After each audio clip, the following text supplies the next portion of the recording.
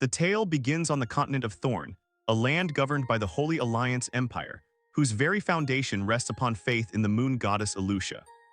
Blessed by the goddess, a new continental order was formed. It was a realm of elegance and splendor, where graceful figures moved among luminous blue butterflies. Divine arts and sorcery were interwoven into the essence of the land itself. However, this harmony also meant that sinister forces, such as necromancy, lurked within the shadows. In a distant castle beneath a radiant full moon, the empire maintained constant vigilance. The ruling authorities decreed that any unorthodox powers must be tightly controlled, sealed away inside forbidden tomes. A cloaked figure proclaimed that such abilities had to be outlawed, lest they spread into the world and poison the hearts of the people. The scene then shifts to a bright, sun-soaked day. Within a dense green forest, leaves tremble as something barrels through the underbrush. A massive wild boar with razor-sharp tusks bursts from the bushes, panting heavily in panic as it flees. The beast continues its desperate escape until it is suddenly ripped off its feet, ensnared by a concealed trap. A shrill squeal pierces the tranquil valley. From the shadows between the trees, someone watches with satisfaction. The bait has been taken. The observer steps forward, revealing a young white-haired boy holding a rope. Approaching the trapped boar, he declares triumphantly that he finally caught it. A determined grin spreads across his face. His name is Richard. But his moment of victory is fleeting. Without warning, an arrow slams into the boar's side. Richard freezes in shock. A taller blonde boy holding a bow emerges alongside his companion, smirking as he claims that the prey now belongs to them. Rage surges through Richard as he shouts that they stole his catch. The blonde hunter named Pyru argues smugly that everyone can see he was the one who shot the boar, so it cannot be considered theft. His companion joins in, mocking Richard by pointing out that all they saw him using earlier were tiny traps. Richard fires back with sharp reasoning, questioning why they followed him all the way there if they knew he was only hunting rabbits. Pyru's face twists with anger, accusing Richard of implying they stalked him to steal his prey. His companion waves dismissively, telling Pyru not to waste words, insisting that Pyru is the one who brought the boar down. Refusing to yield, Richard lunges forward, declaring that the prey was captured by his trap. The taunt strikes deep. One of the bullies grabs Richard and sneers cruelly that this is why his father ran off. Another hunter seizes Richard and slams him to the ground, sneering that reading books, writing words, and setting traps mean nothing. Holding him down, he declares that fists are the only truth. Pyru glares at Richard with pure contempt, demanding to know if he dares resist. Pinned against the forest floor, Richard glares back defiantly through clenched teeth, insisting the prey belongs to him. Enraged by his stubbornness, the bully kicks him hard, screaming insults and calling him fatherless as another kick sends him flying. Standing over the battered boy, Pyru demands submission one final time. Even bruised and broken, Richard refuses to surrender, repeating that the prey is his. Losing all patience, Pyru coldly orders his companions to beat him, declaring he will take responsibility even if Richard dies. Later that night, beneath the dim glow of the full moon, a severely bruised Richard slowly makes his way back home, flinching with every step. When he enters, his mother immediately notices his swollen face and battered appearance, asking anxiously what happened. Richard brushes it off, claiming he was merely injured while hunting the wild boar. His mother gently begins tending to his wounds. She reminds him that although she asked him to hunt for his birthday meal, he shouldn't push himself beyond his limits. As she cleans a cut on his face, a faint green radiance begins to emanate from her palm. She tells him to stay still as she activates her healing divine art. The soft green light wraps around her hands, soothing his injuries as she urges him to endure it for just a little longer. She warns him to be more careful in the future and not strain himself again. Richard, filled with youthful pride, insists that he is no longer a child. At 10 years old, he claims he can already manage things on his own. In moments, the wound on his cheek vanishes completely. He smiles brightly and flexes to show he's fine. His mother watches with a gentle smile, remarking that he has always loved showing off his strength ever since he was small. Her expression slowly turns thoughtful as she reflects on how fast time has passed. Her little Richard is already 10. She realizes that the time has come to finally reveal a secret she has long kept hidden, one involving a special ritual. Turning to him, she asks if he has always wanted to use divine arts like her. She tells him that today she can teach him. Richard's eyes widen in disbelief. After the humiliation he endured earlier, the idea feels unreal. His voice trembles as he asks if she truly means it. With a knowing smile, she floats a teapot effortlessly using magic and reassures him that she would never lie to him. She confirms that learning divine arts will be his 10th birthday gift. Overjoyed, Richard pumps his fists and eagerly declares that he wants to learn. But as memories of his bullies resurface, his excitement sharpens into resolve. If he learns divine arts, he won't be bullied so easily anymore. His mother quickly tempers his enthusiasm, warning him not to celebrate too soon. Learning divine arts, she explains, is far from simple. On the continent of Thorn, not everyone is capable of using them. The church strictly controls their inheritance to maintain order, labeling non-orthodox powers such as shadows and demons as forbidden to prevent them from threatening the world. This, she explains, is why she never taught him before. She didn't want to place him in danger. However, she reveals there is another requirement. To use divine arts, one must first learn the ancient language and be acknowledged by the moon goddess Alusha. Confused, Richard repeats the term ancient language. His mother explains that divine arts cannot be comprehended instantly. A barrier exists to stop evil forces from exploiting them. She shows him a phrase written in ancient script, translating it as, "Power is granted to the truly strong." She promises that as his birthday present, she will teach him everything. Before she can continue, Richard calmly speaks the second half of the phrase in the ancient tongue, stating that a truly strong person must also possess wisdom. His mother freezes in shock, staring at him in disbelief. She urgently asks who taught him the ancient language. Richard simply answers that he read it in a book. Taking a candle, she leads him into the dark attic. There, resting within a faintly glowing blue circle on the floor, lies a mysterious book. Richard points to it, explaining that he understood its contents. A slow smile spreads across his mother's face as she realizes it must be destiny. He had already read every other book in the house. This book, she reveals, was originally meant for his 10th birthday ritual. Richard looks unimpressed, thinking it's just another book. Kneeling beside it, his mother tells him its true identity. This is the holy scripture of the moon goddess Alusha, containing 7 unique divine art stories belonging to the goddess herself. The ancient language Richard spoke came directly from this scripture. He explains that although he read it long ago, he only recently began to understand its contents. His mother tells him that not everyone is qualified to comprehend it. Only those recognized by the goddess can do so.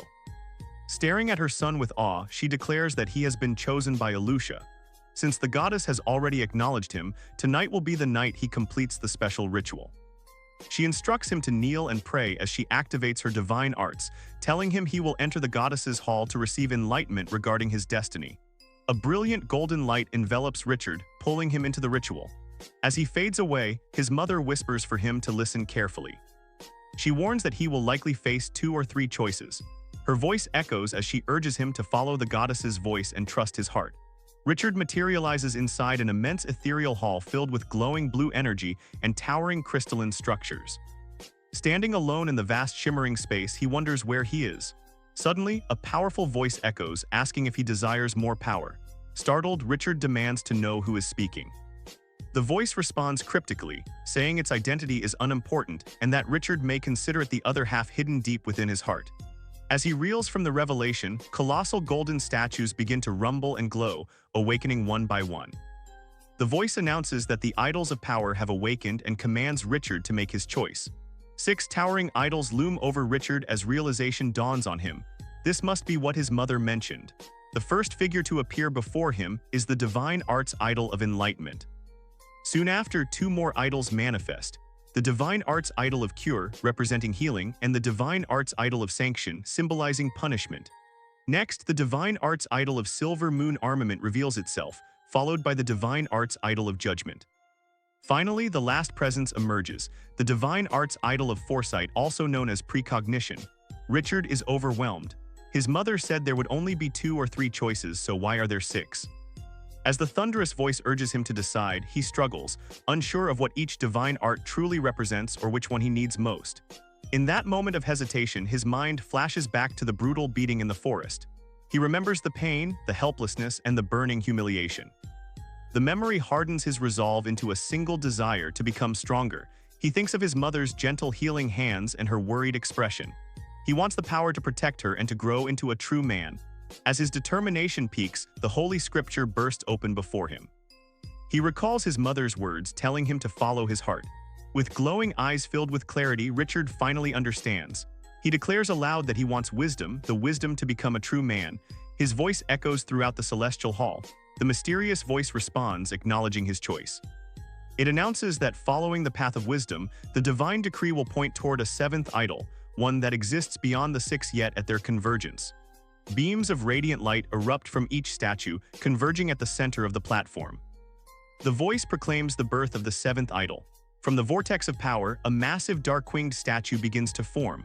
As it fully materializes, the voice reveals the name of Richard's newfound divine art, Dark Side of the Moon. A crimson message appears in glowing script, declaring that the balance of the world demands a price for every gain. The ominous words pose a chilling question: what cost will Richard have to pay for obtaining this unexpected power? Back in the attic, the ritual nears its end. Richard remains kneeling with his head lowered as his mother watches anxiously. Suddenly, a surge of dark, smoky energy erupts from the ritual circle, flooding the room. His mother's eyes widen in terror as she senses the ominous force. A bead of sweat trails down her face as she whispers his name and reaches for him. Shadowy mist rises from Richard's body. He lets out a pained, guttural growl as the dark energy engulfs him. His mother recoils in horror as a monstrous shadow creature begins to take shape from the swirling darkness, its sharp claws and menacing form filling her with dread. In a mysterious realm, a lone eye reflects the image of a glowing moon. Beneath it, Richard drifts within a swirling abyss of blue energy, drawn toward the light. Floating helplessly in this strange linear dimension, he hears a voice call his name. The voice belongs to his mother, Elaine, who cries out to him in desperation. Suddenly, Elaine is struck and hurled onto the attic floor. She crashes down hard, gasping for breath as she struggles to comprehend what has happened. The shadow-possessed Richard stands over her. As she realizes this incident occurred during Alusha's enlightenment, an old saying resurfaces in her mind, that true power must be paired with wisdom. Rather than hesitate, Elaine launches herself forward with fierce determination, her hand bleeding as she charges at her son. She blocks his attack effortlessly with a shimmering green aura. Their powers collide in a violent clash of green and white energy. Elaine channels her magic and activates a divine technique known as prediction. Drawing power from a glowing book, she shouts the command to initiate. Richard is hurled into a chaotic void where a shattered dark moon hangs amid swirling shadow creatures. A spectral image of Elaine observes the scene, confirming that he has truly become a shadow being. Richard continues to fall through the darkness as his name echoes once more. Elaine cries out in pain as she returns to consciousness, clutching her head. The torment finally subsides. Richard kneels on the floor, exhausted, while Elaine sits nearby as the last traces of blue ritual energy fade away. She explains with certainty that the chaotic creatures have already reached the domain of the moon goddess. She describes the vast magical world, explaining that their realm is merely one of many planes, and between them roam countless shadow races. These beings feed on the chaotic energy of living creatures, and magic is especially desirable to them. Elaine explains how these entities corrupt magic users through temptation, turning believers of divine techniques into their puppets. These fallen individuals spread destruction, leading to tragedies that once caused the collapse of civilizations. Only through the combined efforts of the Holy Alliance and the Moon Goddess were the shadow creatures driven back. She never imagined that so many years later, Alusha herself would be contaminated. Richard, she realizes, has become a beacon, a coordinate drawing these creatures toward their world. If things continue, only two fates await him: complete destruction through violent energy conflict or possession by the strongest shadow creature, condemning him to eternal loss of control. Staring at the full moon, Elaine wonders if this is Alusha's punishment. Regret fills her as she reflects that if she were still the great priest, the enlightenment might not have mutated. Resolute, she refuses to let this fate claim her son and begins searching frantically until she finds an old scroll and golden quill. Preparing another ritual despite 10 years having passed, Elaine channels her remaining power. She recalls her former strength. The one who once destroyed the elven royal court should still be capable of confronting shadow beings. Golden energy erupts as she invokes a powerful name, Isaiah Satan Tia Akund. The ritual culminates in a blinding explosion of light as the name touches the laws of the world, transmitting its power to its bearer. The scene shifts backward in time to 11 years earlier. Inside a dark, jagged cavern, a black-haired man urgently tells a younger Elaine that she must survive because there is no time left. He insists that she escape while he deals with their pursuers. Elaine, her elven ears clearly visible, cries that she cannot let him face this alone. He pulls her into a tight embrace, cutting off her protest, and tells her there is no time. He entrusts her with their child, pleading with her to take good care of him. With tears streaming down her face, Elaine listens as he speaks of destiny. Their son, he says, is the future of the Amon family, bearing the bloodline of a demon. He bestows the family name upon the child and makes a final request. One day, Elaine must tell their son his father's name. That name is God Isaiah Satan Toria Amond. In his final act, he unleashes his power, entrusting Elaine with his legacy and asking her to raise their son into a true man. Back in the present, Elaine stands bathed in golden light, speaking softly to her lost love. She tells him that she has lived in seclusion with their child for 10 years and never expected father and son to meet in such a way. Her elven ears are now fully visible as she extends her glowing hand and calls upon his power, declaring that Richard needs him. Invoking her former authority as the great priest, she unleashes everything she has left. A blinding beam of divine light surges forward, engulfing Richard completely. Their home shines like a beacon through the night, piercing the surrounding darkness. When the ritual finally ends, calm settles over the room. Richard stirs weakly, and Elaine rushes to hold him, overwhelmed with relief. Groaning in pain, Richard awakens, clutching his head and asking what happened. He remembers seeing the full moon before everything faded. Elaine gently reassures him that it's over now. As his senses return, Richard notices something strange about his mother. He stares in shock at her appearance. Elaine smiles softly and tells him not to be surprised. This, she explains, is her original form. Richard struggles to recall the events clearly. He remembers choosing wisdom, seeing the seventh statue, and then being taken somewhere else. That place felt completely different, oppressive, silent, and overwhelming. He recalls sitting before an enormous moon and receiving a cryptic message. Like the front and back of the moon, he gained wisdom and the truth behind it. Elaine asks what he means by truth, her expression growing serious. Richard explains that he has never heard of such an ability appearing during enlightenment, but even though his consciousness was hazy, the message is etched clearly into his memory. Elaine listens intently, her eyes flickering with concern and realization. Richard tells her that his body feels different. His understanding of the world has become sharper. He can see farther and hear more clearly than before. Elaine falls silent, recalling her lover's words about Richard's demonic bloodline and destiny. She steadies herself and tells him not to overthink things for now. What matters is that he survived. Then her tone changes. There is something she must tell him. Richard smiles, assuming it's about another birthday gift. Instead, Elaine speaks a single word that freezes him in place: his father. Shock floods Richard as Elaine apologizes for hiding the truth for so long. His father is not dead. Tears fill her eyes as she explains that circumstances forced her silence. She tells him that if he wishes, he will soon meet his father. The person sent to bring them should arrive shortly. Overwhelmed, Richard asks if she wants to see him too. Looking at her son, no longer just a child but a young man with resolve, Elaine answers honestly. As long as she wants to see him, Richard declares that he wants to see his father as well. Elaine pulls him into a tight embrace, tears streaming down her face as pride and love swell in her heart. Yet even in this moment, a dark thought lingers in her mind. Just as before, the time she has left to protect him may be running out. Days later, the peaceful village basks under warm sunlight as farmers quietly tend their fields. Suddenly, thunderous hoofbeats shatter the calm. A villager looks up in terror as heavily armored cavalry storm into the village. Fear spreads instantly. An imposing man atop his horse demands answers. Drawing his blade, he coldly asks who knows where Elaine lives.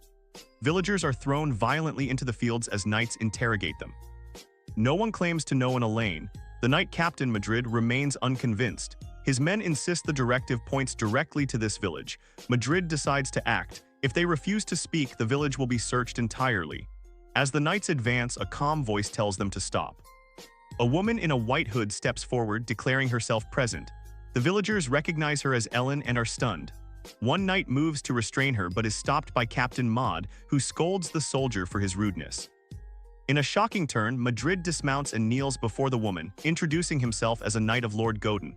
He states they have come to escort her back by command. The villagers gather in confusion as whispers spread. Pyro pushes forward, urging everyone to look closely. As Ellen lowers her hood, her long pointed ears are revealed. She is an elf. Standing beside her is her white-haired son, Richard. Elaine turns to Richard and tells him that the person he wishes to greet is not her. Madrid kneels before the boy instead, pledging his loyalty. The villagers are left speechless as they realize the true identities hidden among them. Madrid announces that it is time to depart, explaining that Lord Godin is eagerly awaiting their arrival. Elaine calmly confirms that she is ready to leave. Richard, clearly anxious, calls out to his mother. Holding his hand, Elaine reassures him that everything will be fine and promises that the knights will not harm him. Her expression carries both warmth and a quiet resolve. With a sorrowful smile and a tear slipping from her eye, she reminds him of their promise to go and see his father together. As they prepare to leave, the knights form a perimeter, shouting orders that no one is allowed to move or leave the village. Madrid declares that the lockdown will remain in effect until the troops have completely withdrawn. Richard is placed onto a horse beside a knight, and the procession begins to move away from the village. Watching the boy, Madrid confirms inwardly that this child is Lord Godin's son, the true heir of the Archon bloodline. Suddenly, a knight gallops in frantically, shouting that something is wrong. He reports that Madame Elaine has disappeared. Shock ripples through the group as soldiers explain that she claimed to have forgotten something and returned, but vanished in a sudden gust of wind. Panic deepens when another knight arrives with devastating news: the village is on fire. Horrified villagers point toward the flames consuming Elaine's house. The final report strikes like a blade. Madame Elaine returned to her home and immolated herself. Richard and the knights stare back at the rising smoke in disbelief. A broken cry escapes Richard's lips as his mind struggles to process the horror. Acting on pure instinct, he screams and throws himself from the horse, trying to run back toward the burning house. He is immediately restrained and slammed to the ground by the knights. Richard thrashes desperately, screaming that this was not what his mother promised. Tears stream down his face as he begs to be released. Madrid holds him firmly, shouting for him to calm down and stating coldly that this was Madame Elaine's own decision. As the flames roar, Maud narrates that her sacrifice was noble and pure, a woman worthy of Lord Godin, willingly burning her life to ash to protect what she cherished. Madrid urges Richard not to betray her expectations or everything she sacrificed for him. The scene flashes back to a quiet night beneath the full moon, where Elaine once told a younger Richard they would soon leave the village. He asked why she waited until after his 10th birthday to tell him the truth about his father. Stroking his hair, she explained that there was no other way and confessed that due to her own negligence, something terrible had happened, leaving only one solution: seeking his father's help. She told him their story was far too complicated to explain, that powerful forces forced her to hide under false names. Only after the ritual was she compelled to return to her original elven form. She admitted her magic was nearly gone and her illness would only worsen. When Richard asked if she was sick, she confirmed it grimly, stating that the illness could not be cured without sacrifice. She revealed that after bringing him to his father, she would have to leave him temporarily to heal. Richard protested, begging to go with her, but Elaine gently scolded him, telling him to obey if he truly wanted her to recover. Pulling him into a final embrace, she promised that no matter where he went, she would always be by his side. The flashback ends. Richard lies unconscious in a hay cart, having been knocked out by the knights to silence his cries. Maud orders the carriage to move first and commands the knights to protect Richard at all costs. When questioned about knocking out Lord Godin's son, Madrid replies that there was no better option. Asked about the fate of the village, Maud gives a chilling command. A few women are to be allowed to escape to spread the news of Madame Elaine's death. As for the rest, Lord Godin wants no one to know the child's whereabouts. The implication is merciless. The order is given: seal the village and kill them all. The once peaceful village descends into massacre as the remaining villagers, including Pyru, are slaughtered without mercy. As the bloodshed unfolds, Elaine's voice echoes from the past, answering Richard's question about what kind of man his father was. Her answer was simple and terrifying: a madman.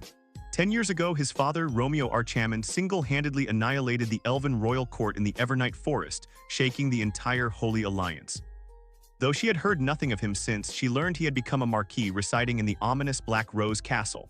Sometime later, Richard groans and awakens. The last word he remembers screaming is "Mother." He finds himself in a luxurious, unfamiliar room with a roaring fireplace. Memories flood back: the fire, the sacrifice. Panic seizes him as he leaps from bed, shouting for his mother. A knock halts him. A maid with long light brown hair enters calmly, stating that he is awake. She informs him that fresh clothes are prepared and instructs him to bathe and change. Flustered and half-dressed, Richard protests, but she ignores him, pointing him toward the bath and informing him that his lordship awaits. After bathing, Richard dresses in fine, unfamiliar clothing. Now resembling a young noble rather than a village boy, he marvels at the sheer size of the room. Nervously, he walks through vast halls until he reaches the foot of a grand staircase. From above, a calm, authoritative voice echoes that they finally meet. A man steps from the shadows, revealing black and white hair and a red rose pinned to his chest. He addresses the boy by name: Richard Archon, his bloodline. The man is his father, Marquis Romeo Archammond. The scene opens inside an opulently illuminated dining hall, observed from the silent darkness beyond a tall window. Within, someone eats with refined movements, slicing meat delicately on a porcelain plate. Seated there is the white-haired boy, Richard, calmly chewing a piece of food that is literally aflame. A voice from across the table remarks that no matter how harsh life becomes, one must always maintain a love for fine food and drink, something Richard's mother, Elaine, used to say often. The voice adds that Richard's temperament closely resembles hers. At the mention of his mother, Richard's expression darkens, turmoil flashing through his eyes as he continues eating. The speaker is revealed to be Lord Gotten, a man with striking black and white hair. He states that Elaine made an immense sacrifice for both of them, protecting Richard while also preserving Gotten's own identity. He then addresses the boy by his full name, Richard Ackermand. Richard slams his hand on the table in anger, shouting that his name is simply Richard, rejecting the surname Gotten used. Gotten responds calmly that whether Richard accepts it or not, Elaine never bestowed upon him the surname Munang. Therefore, his family name remains Ackermand. He explains that Elaine ultimately entrusted Richard to him, and regardless of what she may have told him, the blood of the Ackermand lineage flows through his veins. Gotten elaborates that the Ackermand family belongs to an ancient noble line beneath the Holy Alliance Empire. They should have held the rank of Grand Duke, but due to their madness, they were annihilated by other noble houses. As a result, they became despised outcasts, a disgraced family that rejected etiquette and rules. Changing topics, Gotten mentions a terrifying figure revered by the old noble families, a man infamous for consuming raw flesh. As Gotten slices into a slab of blood-red meat, he explains that this individual demands flesh carved from living bodies and eaten within an hour. The man is known as Philip the Bloodthirsty. Richard watches in horror as a sinister crowned silhouette flashes before him. Holding a red rose, Gotten continues, explaining that despite his monstrous nature, this man is publicly recognized as the pinnacle of nobility by the Empire. He asks Richard if he knows why. With blood dripping from his mouth, Gotten reveals the truth. Philip the Bloodthirsty is none other than the Emperor of the Holy Alliance Empire himself. Richard is left stunned, struggling to accept that the ruler of the Empire is such a grotesque monster. Gotten explains that because of this reality, the Ackermand family has become labeled as mad and dangerous outsiders. Since Richard carries this surname, he too must grow strong. Only then does Richard begin to understand why both his parents made such sacrifices. Quietly, Richard asks if the goal is resistance. Gotten scoffs, declaring that he simply refuses to submit to being controlled by such trash. He coldly tells Richard that at only 10 years old, his understanding of the world is far too naive. Gotten warns him that once he truly grasps the truth, he may realize that the person closest to him is no different from the bloodthirsty emperor.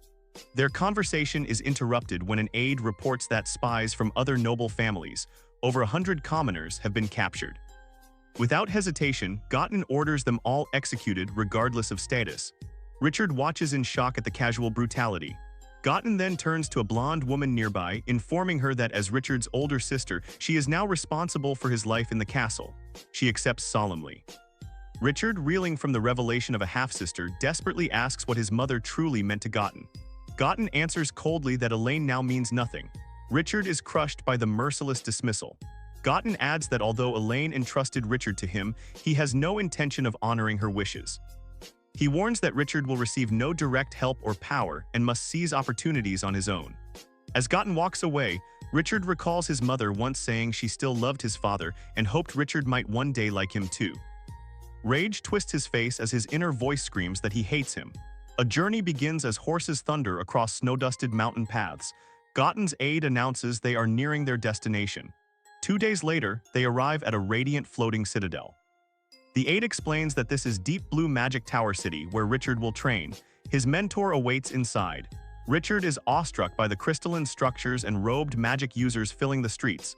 This place feels like something straight from his mother's books. Inside a glowing tower, Gotten calls out to an old acquaintance, ordering him to properly instruct the young master. The mentor scoffs, complaining about unpaid debts, but Gotten cuts him off, insisting he knows Richard's identity and talent. The mentor demands to inspect the goods before agreeing. Richard is confused. The scene opens by laying down a fundamental law of this magical world. Magic is not something anyone can simply learn. It is a rare privilege, an exclusive gift. Only those born with unique constitutions or special bloodlines are capable of wielding it. To discover such individuals, a place known as the Spring of Assessment was established inside Deep Blue Tower City, designed to examine and rank magical potential. An assessor with white hair and an oversized blue hat announces that everyone should line up and patiently wait for their assessment. A man undergoing the trial suddenly screams in agony. Moments later, the result for the 76th participant is declared. Nearby, several female assessors gossip among themselves, wondering which wealthy young master is attempting to enter the world of magic this time. They sound disappointed, noting that none of the applicants so far have shown promise, with not a single one reaching even an intermediate level. At the same time, Madrid, a knight wearing a red hood, speaks gently to a nervous young boy named Richard. He reassures him that his turn will come soon and urges him not to panic, but to endure the process no matter how painful it becomes. Soon, an announcement rings out. The 77th tester is about to begin. As Richard steps forward, the surrounding crowd bursts into laughter and mockery. They sneer at his plain, farmer-like clothing and scoff at his young age, ridiculing the sight of a mere child daring to participate. Standing at the center of the enormous spring of assessment, Richard is instructed to remain still and accept the trial of the spring water. As magical energy surges violently around him, Richard clenches his teeth in pain, crying out that the magic is crashing into his body and hurts intensely. Watching anxiously from the sidelines, Madrid and the other retainers shout encouragement, urging their young master to hold on. Their cries reveal their loyalty and their determination not to disappoint Lord Gotten. At that moment, a memory of Lord Gotten flashes through Richard's mind, his words echoing clearly, "Go fight for the opportunities you've been given." Fueled by that memory, Richard's expression hardens with resolve. He refuses to allow Lord Gotten to look down on him. The assessors watch in astonishment. One of them exclaims that the boy has already endured the trial for over 10 minutes, calling it unbelievable. A blonde female assessor holding a glowing golden orb steps forward and announces that the grading results are ready. Suddenly, a massive wave of golden energy erupts violently from the spring. The verdict is declared Gold Advanced Level. However, within the brilliant golden light, something is clearly wrong. A close-up of Richard's eye reveals a sinister hint of red, signaling the beginning of a dark transformation. The scene is overlaid with the image of a blood-red moon hanging ominously above the academy, foretelling a grim turn of events. Richard releases a horrifying scream as the golden energy becomes tainted, dark shadowy power mixing violently within it. A system warning flashes abruptly, unidentified anomaly detected. Danger.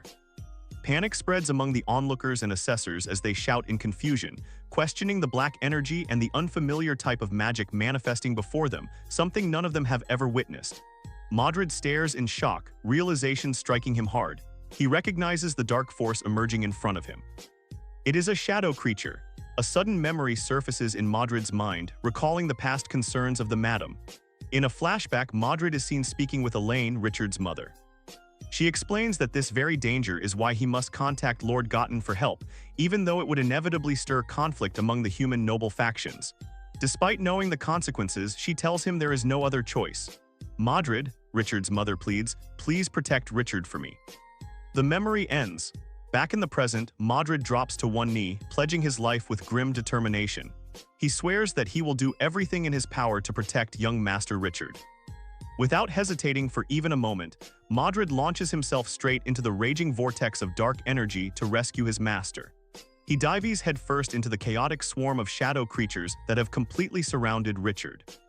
Swinging his weapon with all his strength, Madrid attempts to carve a path through the darkness, but he is instantly met with crushing resistance as the shadow energy engulfs him. Gritting his teeth, Madrid realizes the horrifying truth. The shadow power is far beyond what a human body can withstand. Blood and wounds rapidly cover his body as he screams that with his mortal flesh alone, it is impossible to break through such overwhelming dark energy. Witnessing the disaster unfold, one of the female assessors panics and shouts that an unidentified and extremely dangerous anomaly has appeared, urgently requesting immediate reinforcements. Another assessor, her eyes wide with shock, announces that the legendary mage has already moved to deal with the situation. Just as Madrid is about to be completely swallowed by the shadows, a commanding voice echoes through the area, ordering everyone to move aside. From above, a figure with flowing pink hair descends gracefully. It is the legendary mage Sue Helen. She releases a blinding burst of magic that cleaves straight through the darkness, instantly dispersing the shadow energy. Sue Helen surveys the scene below, calmly observing that Richard, the boy from the bloodline entrusted to her by Lord Gotten, is being targeted by shadow creatures. A silhouette of Richard appears, his eyes glowing with intense blue light as Sue Helen declares him the chosen child. With a swift and decisive strike, Sue Helen obliterates one of the massive shadow creatures. Madrid, witnessing her overwhelming strength, can only cry out his young master's name. Standing calmly amid the fading shadows, Sue Helen confirms Richard's identity and states that he has successfully passed the quality inspection. Madrid immediately recognizes her as the legendary Mage. Wearing a confident and knowing smile, Sue Helen announces that Richard is qualified to become her student. The scene transitions to a tranquil night, moonlight bathing the towers of the Magic Academy. Richard is trapped within a nightmare, surrounded by roaring flames.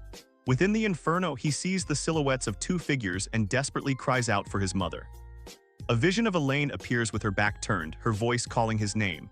As she turns and reaches out to him one final time, Richard screams for her and jolts awake. He finds himself lying in an unfamiliar room. A voice tells him that he is awake. Richard's eyes snap open in alarm, only to see an elderly man with a long white beard and a wizard's hat standing nearby. The old man reassures him not to be afraid and introduces himself, explaining that the legendary mage Sue Helen asked him to care for Richard and serve as his primary magic instructor. Completely confused, Richard scratches his head, admitting that he has no idea who Sue Helen is or what the old man is talking about. As he lies back down, he notices a glowing orb floating beside his bed and wonders why his hand is so close to it. The instructor explains that an accident occurred during Richard's assessment at the spring and that he has been monitoring and treating him ever since. Richard admits that he only remembers the beginning of the test and nothing afterward. The old man advises him not to strain his memory and assures him that everything is fine now. As Richard regains full consciousness, he looks around the room in a daze, searching for someone. He quietly wonders where Madrid has gone. Meanwhile, elsewhere, Sue Helen carefully examines the results of Richard's assessment. She notes that although he lacks elemental affinity, his mental strength is exceptional, a trait he inherited from his mother. She observes that his abilities are unusually balanced, without obvious strengths or weaknesses, which makes her question why shadow creatures would specifically target him. She concludes that the true reason must lie in his lineage from the Lachaman family. Turning to Madrid, Sue Helen informs him that Richard's treatment is complete. She then asks him a chilling question: does he know what ultimately happens to a mortal body that resists shadow power? Madrid answers without hesitation, stating that no matter the circumstances, his duty is to protect young Master Richard. A sly smile appears on Sue Helen's face as she presses him further, asking whether that duty includes sacrificing his own life. Looking down at him, she seems genuinely surprised by his unwavering loyalty, having never expected such devotion from Madrid. Abruptly changing the topic, Sue Helen coolly announces the cost of the assessment and treatment: 116,000 imperial gold coins. Madrid calmly requests that the fee be placed on credit. This immediately angers Sue Helen, who snaps that she is not running a charity. At that moment, Madrid reveals his true purpose. He explains that Lord Gotten is willing to discuss the price she previously mentioned. Instantly, Sue Helen's expression shifts into one of greedy excitement. She muses to herself, surprised that they are truly willing to offer such terms for the sake of the child. Madrid then explains the severity of Richard's condition. The shadow power inside him is steadily eroding his life, and keeping him near Sue Helen is the only known way to suppress it. Realizing she holds the advantage, Sue Helen asks what they are prepared to pay. She demands the revenue from one of Lord Gotten's 2 planes. Confused by the term, Madrid asks what she means by plain time.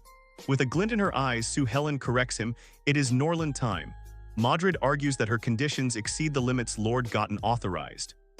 Unbothered, Sue Helen issues a veiled threat, stating that without an agreement, she cannot guarantee she will be able to teach Richard how to resist the shadow power in the future. Sighing, Madrid acknowledges her reputation as a shameless money grabber. He agrees to return and consult the Lord Marquis, but asks if she can offer additional value to ensure the deal is accepted. Sue Helen pretends to relent and presents a revised proposal. During the next prayer ceremony at the Eternal Dragon Temple, she will provide young Richard with special assistance. She asks if this condition is acceptable. Madrid agrees and says he will seek the Duke's approval. As he leaves, he formally entrusts Richard to her care. Sue Helen cheerfully accepts, saying she looks forward to his reply. The scene transitions to the exterior of a grand tower at night, the place where Richard is currently staying. Inside, Richard lies peacefully on a large bed, resting quietly. Slowly, his body stirs as he begins to awaken, his expression thoughtful and uneasy. Suddenly, fragments of traumatic memories flash violently through his mind. He recalls the chaos from earlier, the overwhelming surge of power and the terror it brought. A haunting image of a castle beneath a blood-red moon lingers in his thoughts, a remnant of his nightmare that refuses to fade. Sitting up abruptly, Richard questions whether what he experienced was reality or illusion, as it felt disturbingly real despite its dreamlike nature. As he ponders this, a strange glowing card covered in unfamiliar symbols resembling binary codes suddenly materializes in his hand. Rubbing his eyes in disbelief, he wonders if his vision is playing tricks on him, but it is no illusion. A sharp gasp escapes his lips as a swirling blue light ignites within his eye, instantly sharpening his focus. Panic grips him as he realizes the strange digital-like interfaces are no longer confined to his hand, they now spread across the walls of the room. Everywhere he looks, the phenomenon follows, covering furniture, weapons, and objects around him.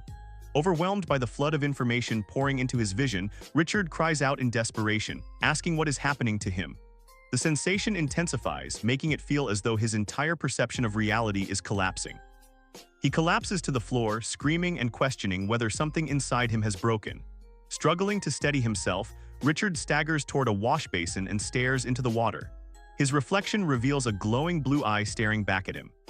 Splashing cold water onto his face, he forces himself to calm down, grounding his senses as he processes the impossible situation.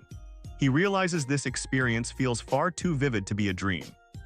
As his breathing steadies, Richard becomes aware of a sharp clarity flowing through his entire body, a heightened sense of awareness unlike anything before. His thoughts drift back to his initial awakening, when he first felt his body improve dramatically. Even now, he can see distant scenery with incredible detail and hear faraway movements with perfect precision. With a jolt, he realizes it is the same sensation as before. Fixing his glowing gaze forward, a new thought strikes him. Perhaps these strange symbols actually carry meaning. He begins focusing on the streams of information. When he looks at a wall lamp and a coat rack, numbers appear that correspond to size and quantity. Shifting his gaze to the bedside table, the data clarifies further, now identifying its material. Turning toward a sword and shield resting in the corner, the information becomes even more precise. He can see the material composition, length, and hardness of the iron sword, as well as the material, diameter, and durability of the wooden shield. Awe fills Richard as he realizes he is perceiving complete data. Stunned amazement spreads across his face as the truth sinks in. His eye, now a complex web of flowing information, has granted him an extraordinary ability. He can perceive the very essence of objects. This power is revealed to be the ability known as truth. Standing silhouetted against the moonlight, Richard understands that his world has been permanently altered. However, the sudden influx of knowledge is overwhelming. An immense pressure crushes his mind, forcing him to his knees. Clutching his head in agony, Richard cries out as the power triggers painful memories. He recalls the moment of enlightenment and the terrible choice he was forced to make. The scene fades to the dark outline of the castle spire, leaving him alone with his newfound power and resurfacing trauma. Sometime later, a knock echoes against the door of Richard's room. A voice calls out loudly, addressing him as Student Richard. Inside, Richard lies sprawled on the floor, completely drained after the ordeal caused by his newly awakened power. Still on the ground, he hears the voice of his new instructor, Teacher Popovich, reminding him sternly that he must not be late because today marks the beginning of his formal magic studies. Now dressed in fresh clothes, Richard follows Teacher Popovich through the sunlit grounds of what appears to be a magic academy. He looks around with mild confusion, observing students dressed in robes greeting their respective teachers as they head toward a large building. This prompts Richard to ask whether they are not going to the classroom as well. Pointing toward the other students, he asks if their classes are held in that main structure. Teacher Popovich explains that Richard is not yet old enough to attend lessons alongside the others. Moreover, since it is his first day, he will be receiving special one-on-one instruction instead. He then reveals that it was the legendary mage, Sue Helen, who personally instructed him to teach Richard properly. With that, he gestures for Richard to follow. Richard does so, but soon becomes puzzled when they stop beside a small, ordinary-looking pavilion along the road. Questioning whether this could truly be their classroom, Richard is met with a knowing chuckle from Teacher Popovich. Wearing a gentle and mysterious smile, the old instructor advises him to be patient, saying they will arrive shortly. As he speaks, Popovich touches his finger to a glowing magical clock face that materializes in the air, clearly demonstrating the use of powerful spatial magic. Richard is left speechless as golden light envelops him, completely astonished by the incredible magic unfolding before his eyes. They step through the portal and emerge inside a vast, magnificent library. Richard's personalized, one-on-one magical education is about to begin. Following his instructor, Richard is informed that they have reached their destination. His eyes widen in shock as he takes in the grandeur of the ornate hall surrounding him. A figure dressed in a wizard's hat and robe appears, welcoming Richard to the mirror classroom and introducing himself as the primary magic instructor. He formally identifies himself as Teacher Popovich and announces that their first magic lesson is officially starting. The opening lesson focuses on how to observe the magical world. Popovich begins by explaining the concept of the primal force, the foundation upon which everything exists. He delves into cosmology, describing how countless plane worlds exist within chaotic space, each governed by its own laws. These laws, he explains, form the framework of reality itself, and the plane they currently inhabit, the continent of Norland, is considered a high-level plane. To demonstrate, Popovich conjures a flame in his hand, a physical manifestation of Norland's magic. Standing before a massive, intricate clock, he explains that those who observe magic only with their naked eyes tend to take its existence for granted. Richard watches intently, his glowing eye filled with concentration and wonder as he absorbs the profound concepts being taught. Popovich continues, stating that when one's consciousness rises to a higher perspective, what one sees and hears is not truly real. Just like the mirror classroom, the visible world is merely a protective illusion formed within one's consciousness. Richard mutters the complex explanations to himself, clearly overwhelmed as he struggles to comprehend the abstract lesson about planes, laws, and perception. Sensing his confusion, Popovich explains that the legendary mage herself insisted Richard be taught the truth without restraint, as this knowledge is essential for his future. The lesson concludes with a daunting assignment. Over the next 3 months, Richard must draw his own magic array composition, a crucial step toward mastering the world's laws. Richard is stunned by the enormity of the task, stammering at the idea of creating his own magic array.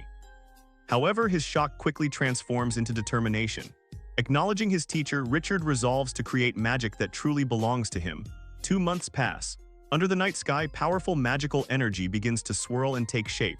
A hand moves with practiced precision, guiding immense power into a complex formation. The spell is being cast by Sue Helen, her distinctive pink hair illuminated by the brilliant glow of her magic. Figures bow respectfully as they welcome back the legendary mage, whose journey to collect debts lasted nearly 2 months. Upon her return, she is immediately briefed on a low-paying mission involving suspicious monsters, which she dismisses without interest. Instead, she turns directly to Popovich, demanding an update on Richard's progress. Popovich praises Richard's exceptional comprehension, presenting scrolls detailing his work. Sue Helen is shocked to see that Richard has already begun forming his own magic array, something she believed would take far longer. Popovich proudly states that Richard exceeded expectations. After just 2 months, his array is remarkably stable, with an error margin of less than 0.1 centimeters from a perfect composition. Sue Helen studies the array with a stern, analytical gaze as the surrounding mages erupt in disbelief. They speculate that such a flawless work must belong to a level 10 mage or a master runecrafter. With subtle pride, Popovich reveals the truth: the array was created by a mere magic apprentice. Shock ripples through the hall as no one can believe such perfection came from a beginner. Just as the uproar grows louder, a massive disturbance erupts from the dormitory area. A brilliant explosion of magical energy bursts into the night sky like a firework, signaling an extraordinary event. Back in his room, surrounded by swirling energy, Richard shouts triumphantly that he succeeded. Ignoring the dormitory rules, a wild grin spreads across his face as he explains that after 2 months of training, he can finally use his ability to see through the essence of matter. By relying on this power, he has drawn magic that truly belongs to him, punctuating his success with another dazzling surge of magic. Watching from afar, Sue Helen comments on the beauty of the magical fireworks. Popovich confirms without doubt that the energy fluctuation belongs to Richard. Deeply impressed, Sue Helen notes that Richard completed a 3-month task in just 2 months and developed his own magic faster than most professionals. With his progress confirmed, her thoughts shift to a more serious issue. She asks Popovich about the status of Richard's shadow power. Holding a glowing orb, Popovich reports that although the shadow energy still fluctuates, Richard has been actively suppressing and controlling it through relentless effort. Understanding the situation, Sue Helen decides it is time for the next phase of his growth. It is time for Richard to return to normal academy life.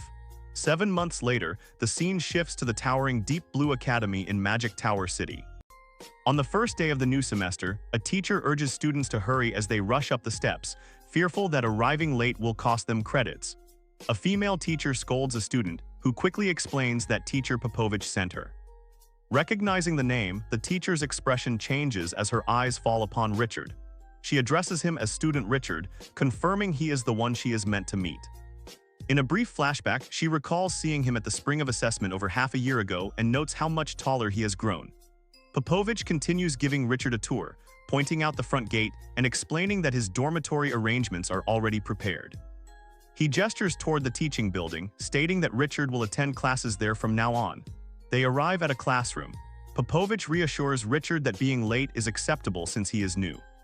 Before leaving, he expresses concern about the age gap between Richard and the other students, advising him to speak up if anything feels uncomfortable. Richard, now visibly more mature and confident, smiles calmly and assures his teacher that he can handle himself just fine. The scene shifts to a spacious hall where students of the Magic Academy have gathered. A low hum of gossip fills the room as rumors spread about a new student who is said to have an unbelievable background and an unusually young age. The whispers intensify when someone shares the most shocking claim of all, that the newcomer is allegedly the legendary mage's latest disciple. Peipen, a student wearing an eye patch, listens with a stern and doubtful expression. Just then, a teacher clad in a large witch's hat raises her voice, ordering the class to quiet down for delaying the lesson. She announces that a new student will be joining them today, immediately igniting another wave of excitement. The teacher formally introduces the newcomer, a boy with striking white hair. She announces him clearly as Student Richard. A close-up reveals his sharp turquoise eyes and calm, composed demeanor as he stands before the class. She adds that he will be studying alongside them from now on. One pink-haired girl remarks that although Richard does not look like a small child, he is clearly younger than everyone else. Excited, she asks the teacher whether the rumor about him being the legendary mage's student is true. Instantly, the classroom erupts in shock and disbelief. The students cannot accept that someone so young could be associated with the legendary mage, especially when so many powerful and accomplished mages have failed to gain her acknowledgement. The noise grows louder until the teacher shouts again for silence. She appears flustered, turning to address the rampant speculation, but before she can speak, Richard calmly steps forward and speaks for himself. His clear voice cuts through the chatter as he states that he has never met the legendary mage everyone is talking about. He clarifies his position carefully, explaining that he is simply another student here to learn magic, and that his current mentor is teacher Popovich. He formally introduces himself as Richard and ends his introduction with a confident, slightly mischievous smile, saying that he looks forward to learning alongside everyone. His explanation leaves the class confused. Many conclude that the rumor must have been a misunderstanding, wondering how such a young boy could possibly be the legendary mage's student. Peipen, however, looks especially irritated, grumbling as he tells everyone to stop fooling around and focus on class. The school bell rings, signaling the end of the day. Students pour out excitedly, making plans to play a match of magic ball in the exercise district.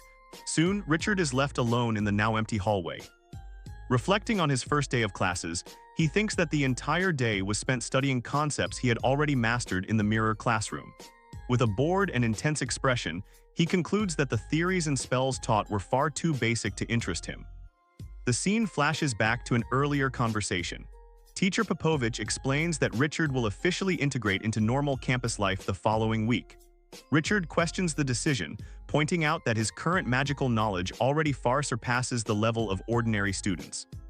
Popovich acknowledges this, stating that Richard's talent was already sufficient to handle the General Magic Academy curriculum 7 months ago.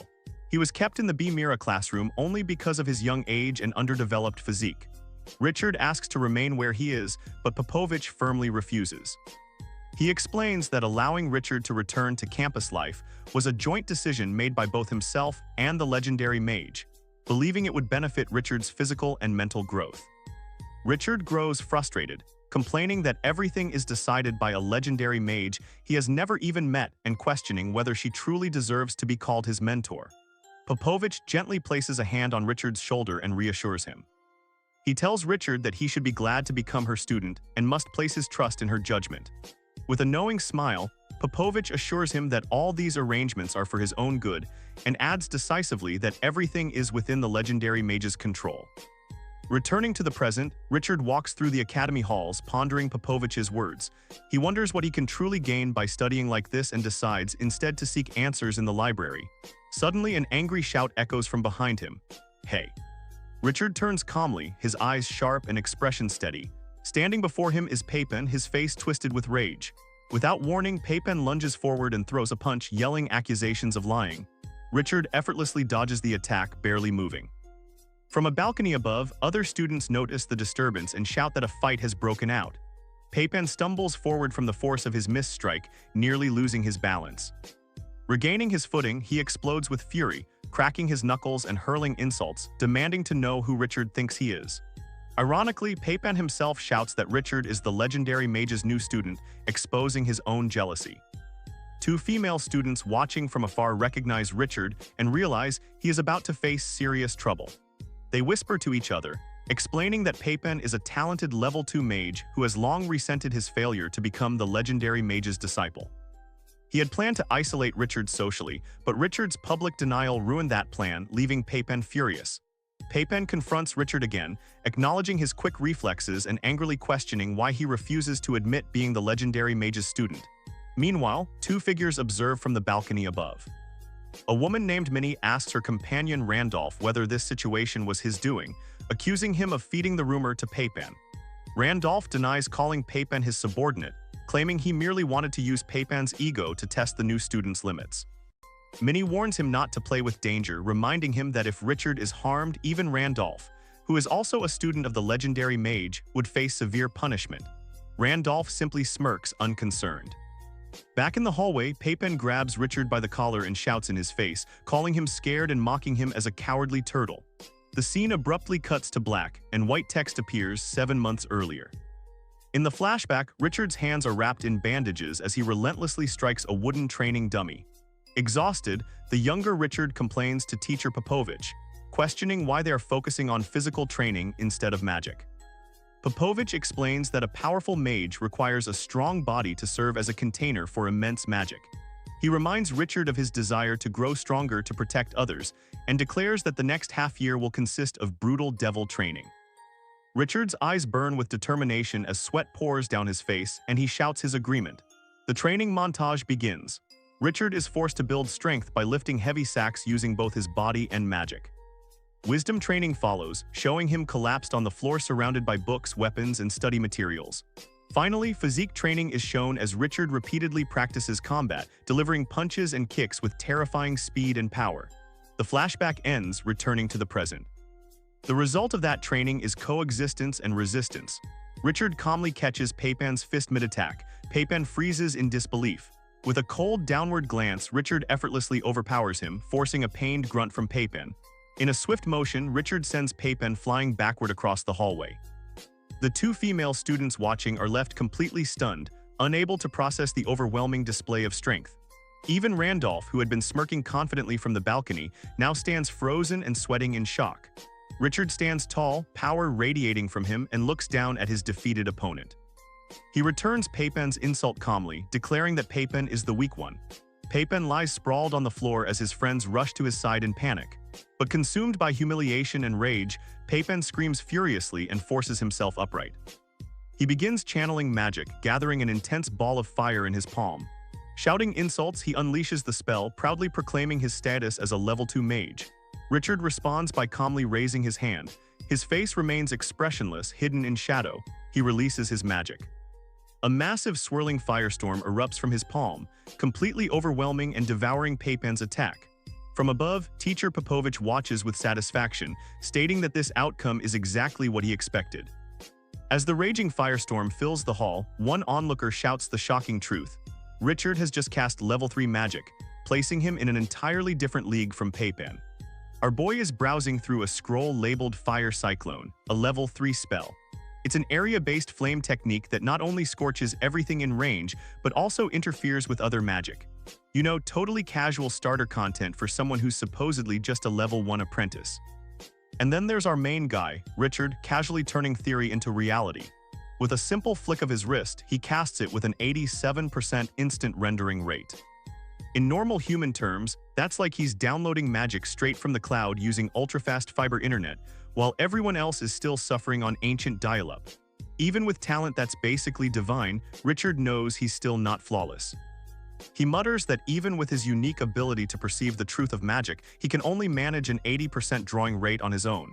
Tragic, truly devastating, only 80%. How will he ever go on living? And then we see the outcome. The spell casually blasts a hole straight through a solid stone wall. The spectators are impressed, and by impressed I mean absolutely terrified.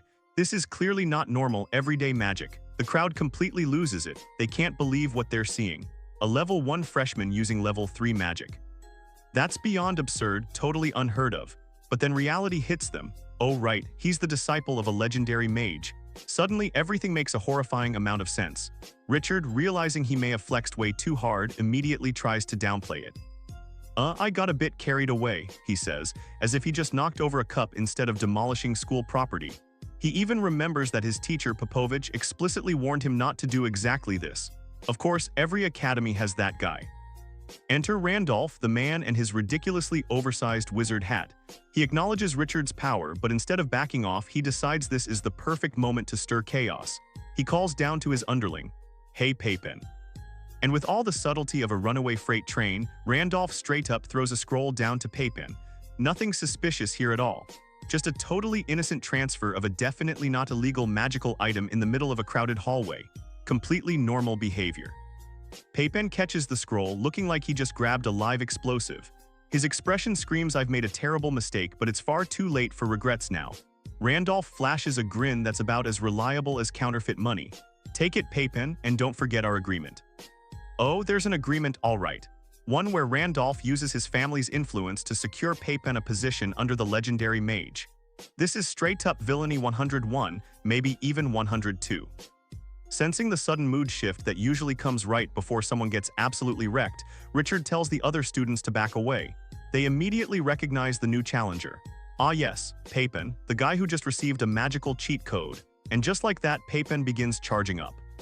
A swirling storm of purple energy erupts around him. The entire crowd collectively loses their minds. This guy is insane. Reckless use of magic on campus is strictly forbidden, but Paypen clearly doesn't give a single care about the rulebook. Richard stands firm, watching as Paypen prepares to unleash whatever anime-level nonsense that scroll contains. Overflowing with borrowed confidence, Paypen gives a final warning. "Don't blame me, kid." He then launches into a full supervillain monologue, shouting that academy life isn't a place someone like Richard belongs before releasing his attack. Buddy, Richard is the main character. This is exactly where he belongs. The attack lands and the reveal hits like a falling anvil. This isn't just any spell, this is level 5 magic. From a guy who was just a random student 5 minutes ago, that scroll clearly came with one hell of an instruction manual. Richard is caught dead center. You can see the pure no expression on his face as he's swallowed by the overwhelming purple energy, sweating under the crushing pressure of a spell far beyond his level. The spell is identified, magic telekinesis. Paypen is below, straining like he's trying to pass a kidney stone, while Richard gets tossed around midair like a ragdoll. A classic scene, even the background characters are stunned. A pink-haired student blurts out what everyone's thinking. That's level 5 magic, how can Paypen use it? Exactly. He can't, he's just the idiot holding the controller. And now we see the cost of wielding power you didn't earn. Paypen is drenched in sweat, barely holding on, he's just a conduit. The blindfold over his eyes makes it clear he's not even in control, he's a puppet. The source of the spell is hinted at, the legendary Mage's Magic Academy. The very power Randolph promised would get Paypen accepted. Looks like he got a free and extremely painful trial run. Watching everything unfold from above is none other than Randolph himself.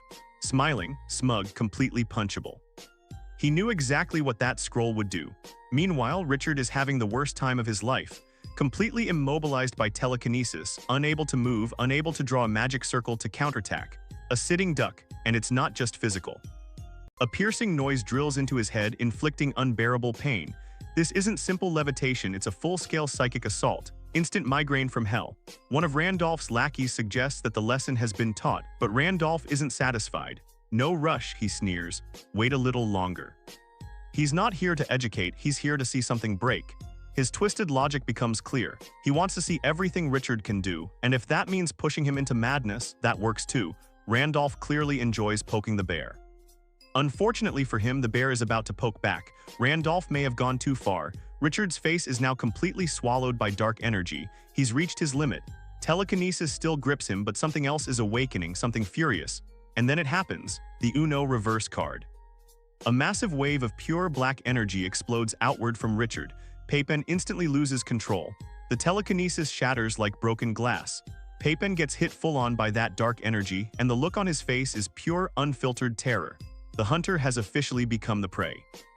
Dark tendrils flood the area. From Peypen's perspective, Richard looks like an eldritch nightmare floating in the air.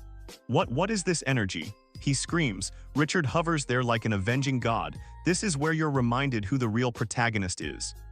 Peypen crashes to the ground, clutching his head and screaming in agony. Even Randolph, the lunatic who wanted this outcome, is completely stunned. Looks like he didn't expect Richard to have his own brand of insanity. And finally, the adults show up. An instructor arrives to find Peypen writhing on the floor, screaming that his head hurts. The official report, a fight caused by reckless magic usage. Yeah, no kidding, another student rushes up. Instructor, student Peypen suddenly acted like he went insane, you think. The man is screaming on the floor, that's usually a giveaway, and in all the chaos our hero collapses. After releasing that hidden power, Richard faints. Unleashing your inner darkness is exhausting. He earned that nap. Up on the balcony, Randolph is losing his mind. His flawless plan has fallen apart. Just a bit more and I would have broken him, he snarls. He wasn't trying to win, he was trying to destroy someone, and he failed. Then his eyes land on the evidence, the magic circle manuscript lying harmlessly on the floor. The scroll that started everything. His expression changes instantly. It has to be retrieved. If anyone connects it back to him, he's finished. He quickly uses wind magic to pull it toward himself, then casually steps on it while blending into the panicked crowd. A flawless nothing-to-see-here maneuver, except it fails. A sharp-eyed female student Minnie walks straight to the instructor holding the scroll. Instructor, I found the manuscript Peypen used. Perhaps this incident had an instigator. Randolph freezes, he's caught. The sheer panic on his face is priceless. Minnie, you. Outplayed by another student, absolute cinema. Minnie stands tall, holding the proof like a queen. She knows exactly what she just did. Mic drop. We cut to a far more luxurious location. The legendary mage Sue Helen is being briefed on the situation. The report states that a strange energy anomaly was responsible for driving Peypen insane, and that only he was able to perceive it. This wasn't a standard magical assault, it was a direct mental attack. Sue Helen listens calmly as the analysis continues. The experts speculate that this abnormal manifestation was actually Richard's dormant shadow energy, which latched onto the telekinesis spell Peypen was using. In simple terms, Richard's power hijacked the attack and reflected it back onto its caster. She agrees with this conclusion. The implication is obvious. As Sue Helen explains, Richard has already begun tapping into his shadow power, even if he's doing it unconsciously. She instructs Professor Popovich to monitor him extremely closely. Richard has officially become the most dangerous and fascinating student in the academy. Professor Popovich confirms that the instigator, Randolph, has already been punished according to Sue Helen's instructions. Then he asks the inevitable question, how do you think we should proceed from here? We're then given a quick glimpse of that so-called punishment. Randolph appears to have received an extremely harsh whipping. Mess with the wrong protagonist and you pay the price. Now we move into a council meeting with Sue Helen and her advisors. One of them, a man named Zaya-Ohui, proposes what he considers an excellent solution for damage control. Since Randolph is the son of a duke, he suggests expelling him and transferring the apprenticeship opportunities to his two other brothers instead. That way, the academy can collect the sponsorship fees all over again. This man is clearly all about profit, and Sue Helen, speaking from off-screen, agrees. Zaya-Ohui, your suggestion isn't bad. It seems the legendary mage is just as business-minded as her advisor. They're trying to recover losses from the previous season. However, not everyone is pleased. A stern-looking advisor wearing a monocle is absolutely outraged. He vehemently objects, arguing that an apprenticeship under Her Highness Sharon, Sue Helen's formal title, is far too prestigious to be sold so casually. Zaya-Ohui immediately counters. Reputation is a future problem, he argues, but financial losses are an immediate concern. He doesn't want Her Highness exhausting herself with side work just to keep the academy afloat. The monocle-wearing advisor fires back, reminding him that it was Xiao Hui's idea to allow Randolph to buy his way in to begin with. Allowing unqualified nobles to flood the academy will only tarnish its reputation. Before the argument can escalate further, Sue Helen interrupts. Calmly, she states that a damaged reputation is also an incredibly high price to pay for their city. She explains that she's simply prioritizing practicality, weighing both sides of a very costly equation.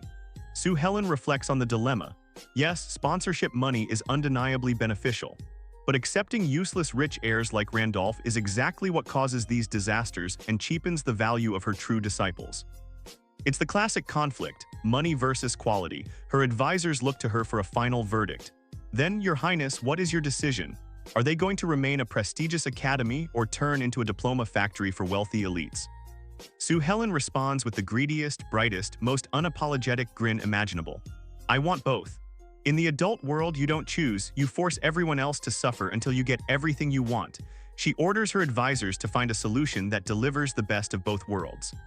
They stand there in stunned silence as one mutters that her money-loving nature is acting up again. Shocking. With that settled, Sue Helen shifts her attention back to the real point of interest, Richard.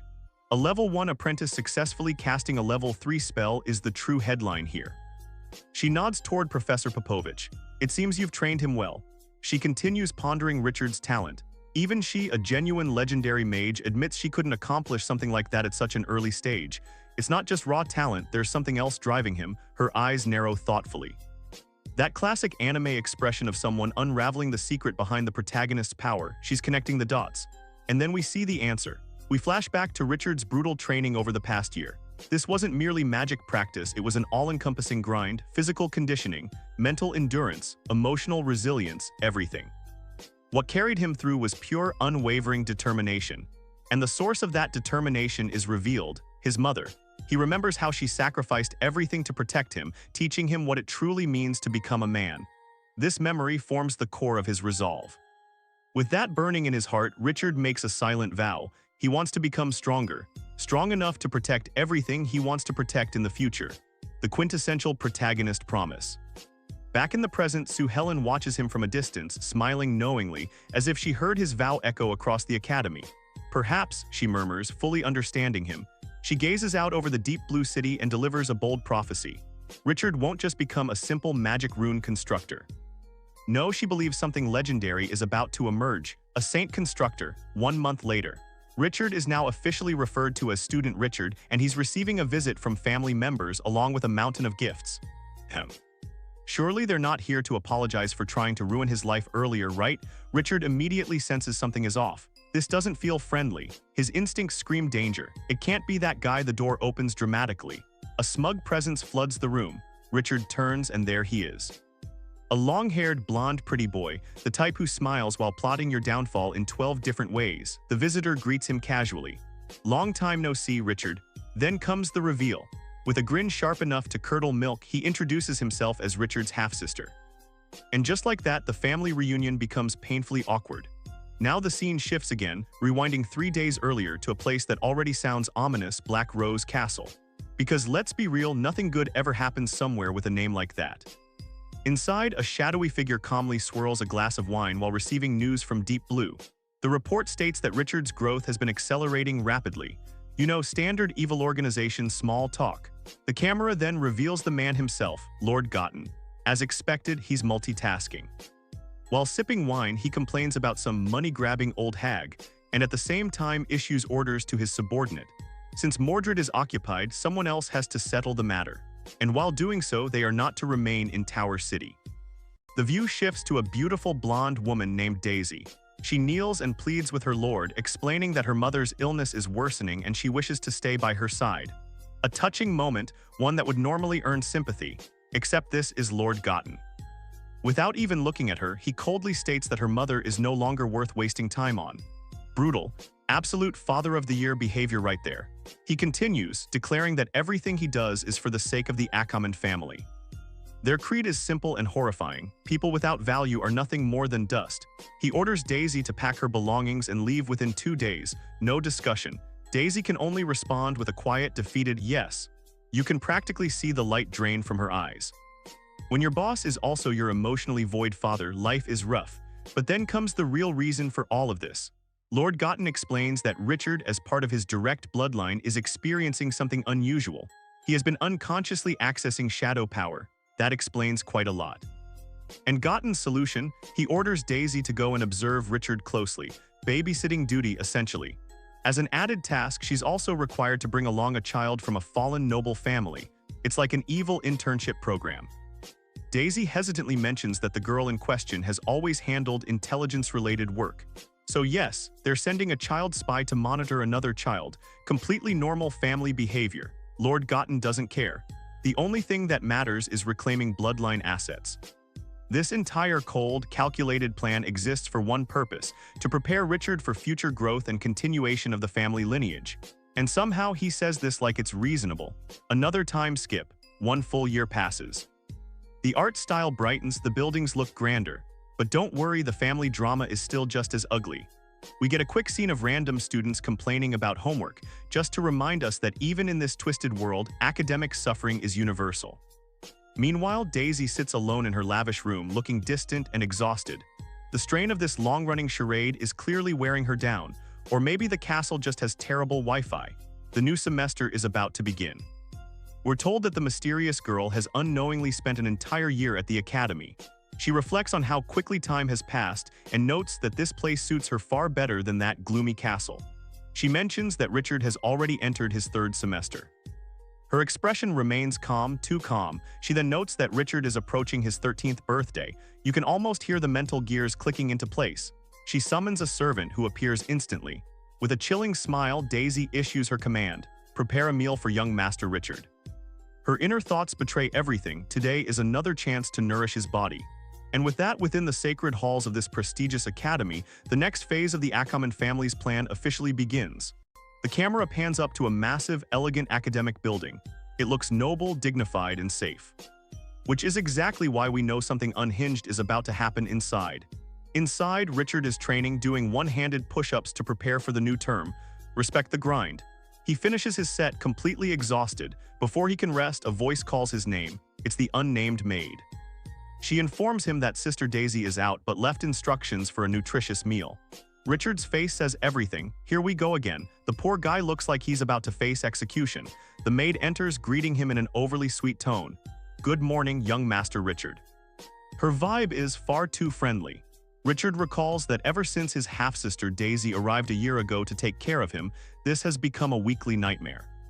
The maid leads him to the dining table and serves the meal, leaning far too close and invading his personal space. Richard blushes instantly.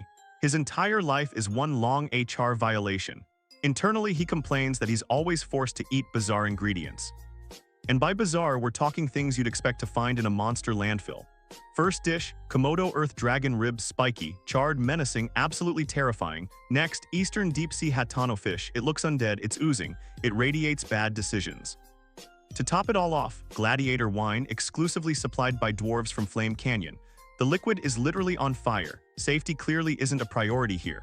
Richard stares at the meal, sweating profusely. He is not okay, not even a little. We zoom in on his eye. The dread is real. He is beyond sick of these meals. His thoughts drift to the strange maid who arrived with Daisy and her extremely unconventional, revealing uniform. Confusion levels rising rapidly. The maid snaps him back to reality, asking sweetly why he isn't eating. She even pouts, wondering if her cooking displeases him. Richard panics and claims he lost his appetite after exercising. Weak excuse, but understandable. She refuses to back down. Moving closer, she explains that the food is part of a strengthening potion and that she must ensure he eats it. Then she drops the line that seals his fate. How about I feed you, young master? Richard immediately refuses. Absolutely not. She presses harder, quoting a strange proverb about dragons needing large appetites. This is psychological warfare through cuisine. She finishes by expressing her dedication and how she hopes he'll eat happily. The smile is painfully fake. For the final strike, she leans in and whispers that she can use everything she has to serve him. Richard breaks. Completely overwhelmed, he starts shoveling the dragon ribs into his mouth like his survival depends on it. And the effect is instant. He collapses, screaming that his entire body feels like it's on fire. The maid pretends to panic, crying out his name as if she had no idea this would happen. Richard is delirious, face red, steam practically rising from him. The potion hits like a runaway train. The maid's false concern fades into cold calculation. Maybe she added too much seasoning. Or perhaps the year-long buildup has finally taken effect. And now that it has, she decides it's time. It's time. She thinks to herself that she must help him release it. Whatever that means, it definitely sounds illegal in at least 12 regions. Richard regains consciousness inside a bathtub filled with glowing liquid. He's confused, flushed, and immediately asks the most important question, why am I here? His mind slowly reboots. He remembers eating, feeling dizzy, and then nothing. Yeah, they absolutely drugged him. Before he can process further, a voice cuts through the steam. Young master, you seem to have calmed down. Richard is very clearly not calm, and there she is, the unnamed maid. In a rare moment of pure survival instinct, Richard yells, asking why she is here too. She looks at him with an expression that could melt steel and calmly explains that she must take good care of him. Sure, totally reassuring. Then she drops the bomb. The food he consumed contained a special recipe designed exclusively for men. Richard has had enough. He makes a desperate escape attempt, scrambling out of the tub while she warns him that his body hasn't stabilized yet. She tells him to be careful, because of course this is when the classic anime slip happens. And there it is. The legendary accidental fall straight onto her. Textbook execution. She looks up at him, cheeks red, and softly whispers, "Master." Richard's brain completely crashes. Blue screen, total system failure. Like any reasonable person in this situation, he panics and apologizes. But instead of anger or embarrassment, she simply says, "It's okay." That is absolutely not what he expected. In fact, she seems eager. She gazes at him with intense emotion and admits she's been waiting for this moment. She grabs him, and suddenly the fall feels a lot less accidental. She explains that the special food has been accumulating in his body and now she belongs to him, so it wasn't just an aphrodisiac, it was some kind of loyalty-enhancing concoction. This family is deeply unsettling. Suddenly, Richard collapses again. The aftereffects of the meal leave him completely drained, unable to stand. She kneels before him and offers to help. Help with what?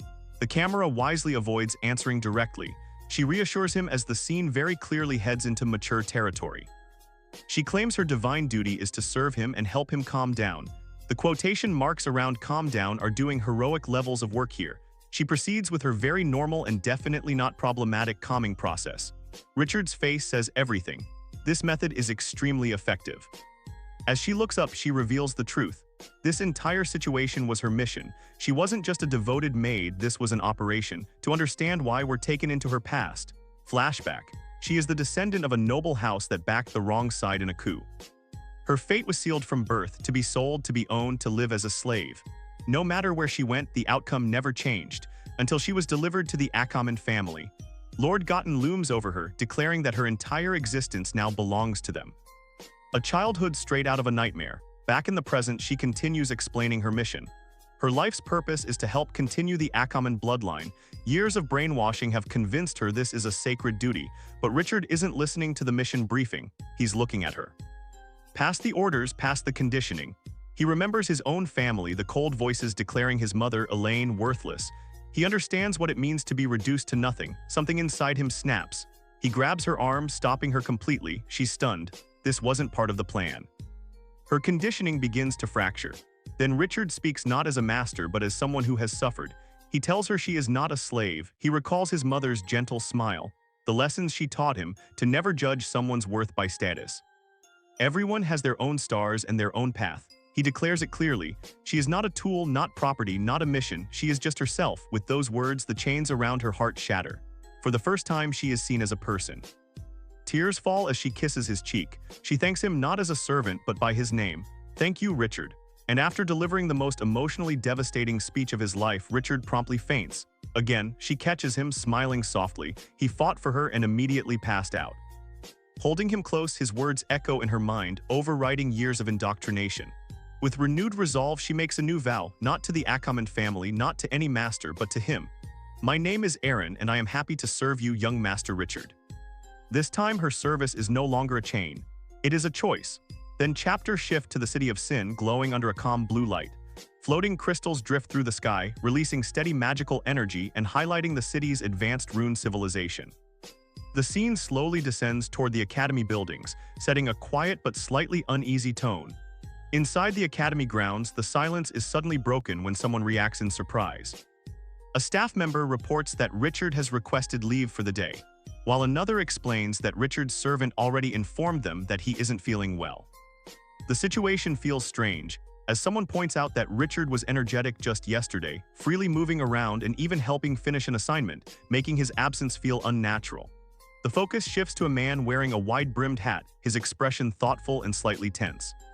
He mutters that he planned to check the generator today, but with Richard absent, there's no chance to meet him. Another voice adds that Richard almost never skips class, further reinforcing how unusual this situation is. It's also mentioned that Richard isn't an ordinary student, and they'll have to wait for another opportunity, possibly during the Empire Classroom project, to properly assess him. Attention then turns to a well-dressed noble student walking confidently through the academy, immediately drawing attention. A narration introduces him as Stevenson, the son of Duke Salem. Students quietly whisper among themselves, pointing out that he belongs to the Salem family. One mentions hearing that Stevenson was personally invited and sought out by the legendary Mage, and another agrees that it's very likely true. A softer voice notes that Richard isn't the type to hold grudges, suggesting any tension isn't personal. Another adds that Stevenson has grown significantly over the past year. More whispers reveal that Stevenson was personally taught by the legendary Mage, and some even speculate that he may become a rune master in the future. The perspective shifts to two older figures discussing the situation more seriously.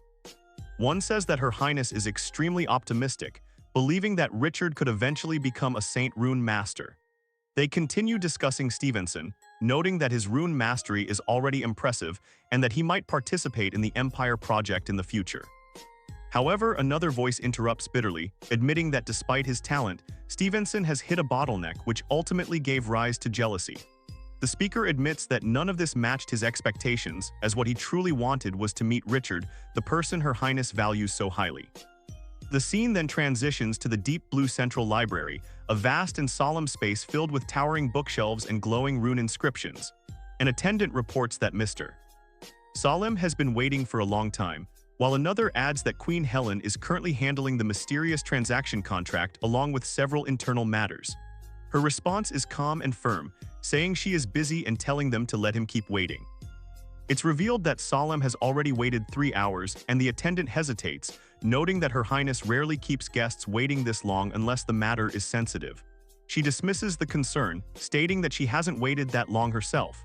Suddenly, something catches her attention. Someone approaches and slides a book across the table. A young woman looks down at it in confusion and asks what it is. The scene cuts to a pink-haired woman with golden eyes smiling casually. She tells her to report back to Little Cotton and warns that Richard must not rely on extreme values to force a breakthrough, as becoming too powerful too quickly would disrupt the balance of information, education, and growth.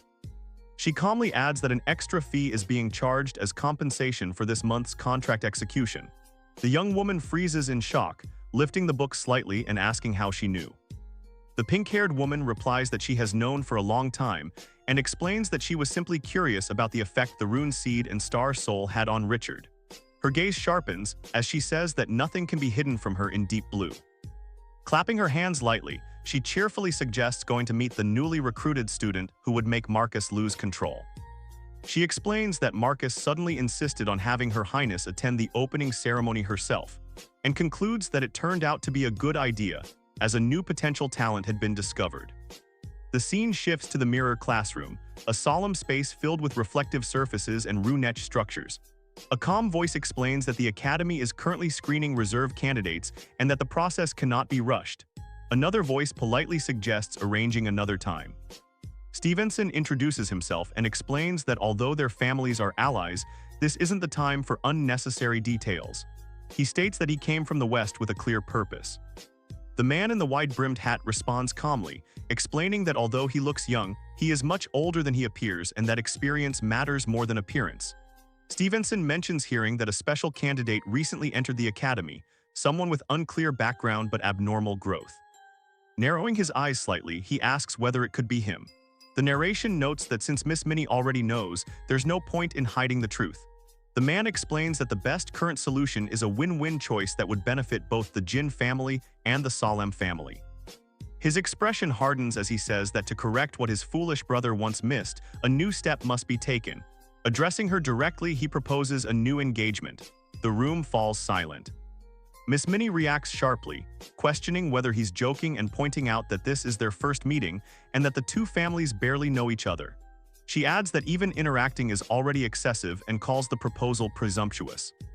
Stevenson remains composed, explaining that family marriages are about benefits, not affection. She responds coldly, saying she has already heard enough about such family interests and recalls a similar proposal from Randolph a year ago, questioning whether all young masters of the Salem family are boring playboys. Stevenson calmly explains that he simply wanted to communicate as a fellow noble and that there's no need to rush a decision, as there is plenty of time in the future. He speaks about the importance of rationality and calmness among Magi and apologizes if his words offended her, saying he will use his sincerity to apologize properly. Before the tension can deepen, a playful voice interrupts, commenting that one should always speak with money. A pink-haired woman steps forward, and someone calls out in shock, recognizing Her Highness Sue Helen. She casually remarks that Stevenson is a dragon warlock, a rare talent, and Stevenson respectfully thanks her.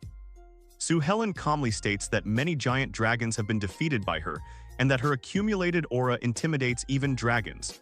She notes that as someone with dragon bloodline, Stevenson must feel uncomfortable staying by her side.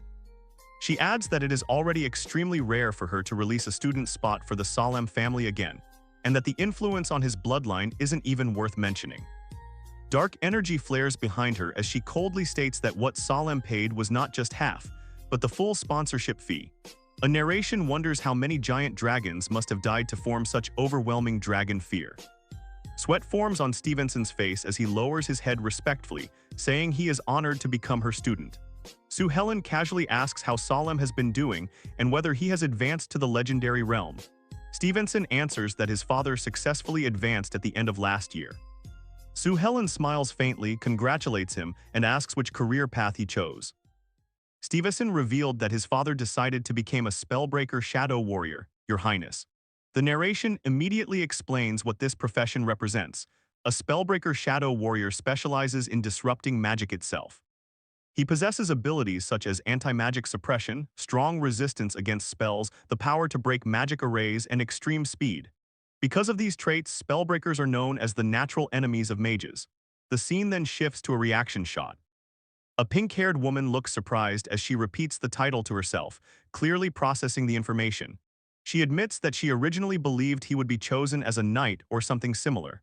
However, she quickly acknowledges that this outcome makes sense. The decision came directly from his father, making it final. The focus moves to the young man. She confirms that this assignment was indeed his father's final choice. The conversation continues without tension. The woman calmly explains that even though he has been appointed as a shadow warrior, his current life will not change. He will continue attending the academy just like before. Any duties related to his new role will be handled gradually, and he does not need to worry about immediate missions or disruptions. She assures him that everything will be managed carefully. The woman then instructs him to continue adapting to his current situation and to treat this new status as something secondary for now.